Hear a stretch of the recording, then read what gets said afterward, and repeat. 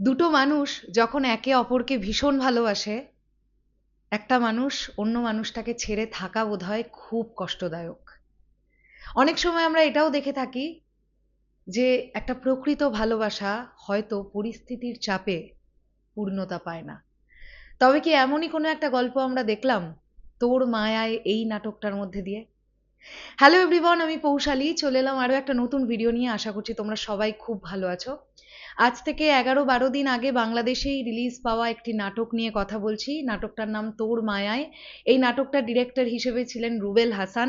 মুখ্য চরিত্রে অভিনয় করতে দেখতে পেলাম জোভান এবং তটিনীকে। এছাড়াও আরও অনেক অভিনেতা অভিনেত্রীরা কাজ করেছেন। কেমন লাগলো এই নাটকটা, এই বিষয়টা নিয়ে কথা হবে এই ভিডিওতে। প্রথমে যদি ছোট্ট করে গল্পটা বলি, এখানে আমরা দেখতে পাচ্ছি যে জোভান এবং তটিনীর ক্যারেক্টারটা একে অপরের সঙ্গে পরিচিতি পায়। মানে তটিনীর যে বড় দিদি তার সঙ্গে জোভানের যে বড় দাদা তার বিয়ে হয়, এবং পাত্রপাত্রী দেখাদেখি যখন চলছে সেই সময় জোভান এবং তটিনীর মধ্যে পরিচয় হয়। তারপরে ধীরে ধীরে সেটা ভালোবাসাতে রূপান্তরিত হয়। এই ভালোবাসা যাতে পূর্ণতা না পায় অনেক চেষ্টা করা হয়, শেষ পর্যন্ত এই মানুষ দুটো কি জুঝে উঠতে পারলো পরিস্থিতির চাপের সঙ্গে?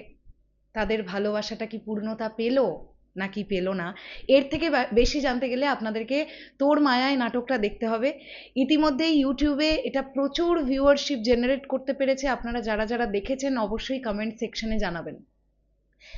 বাংলাদেশে যে নাটকগুলো হয়, একটা জিনিস আমার এত ভালো লাগে, খুব সিম্পল গল্পকে এত সুন্দর ইমোশনালি প্রেজেন্ট করতে পারেন ডিরেক্টররা। এবং জোভান এবং তটিনী এই জুটি প্রচণ্ড ভালো ওয়ার্ক করে। মানে এই জুটির প্রচুর ফ্যান ফলোয়িং আছে, যারা এই জুটিটার কাজ দেখতে ভালোবাসে। আমিও তাদের মধ্যে অন্যতম একজন ফ্যান। এই জুটির কাজ দেখতে আমার ভীষণ ভালো লাগে। থ্রু আউট নাটকটা বেশ ভালো। দু একটা জায়গায় আমার একটুখানি যেন ল্যাকিংস লাগছিল, মানে একটু বোরিং এর জায়গায় যাচ্ছিল। বাট তারপরেই নাটকটা আবার পিক পয়েন্ট নিয়ে নেয়। স্পেশালি নাটকটার মধ্যে যখন ক্রুশিয়াল মোমেন্টগুলো আসে, যখন ক্রাইসিসগুলো দেখানো হয়, এই ভালোবাসাটা যাতে পূর্ণতা না পায় সেই জন্য যা যা চেষ্টা করা হয়, সেই মোমেন্টগুলো যখন আসছিল তখন ভীষণ ভালো লাগছিল। এই নাটকটার মধ্যে আমরা দুটো তিনটে গানের ইউজ দেখতে পাই, গানগুলো শুনতে ভালো লাগে। এই নাটকটার সিনেমাটোগ্রাফি ভীষণ ভালো হয়েছে, লুক অ্যান্ড ফিল খুব ভালো হয়েছে।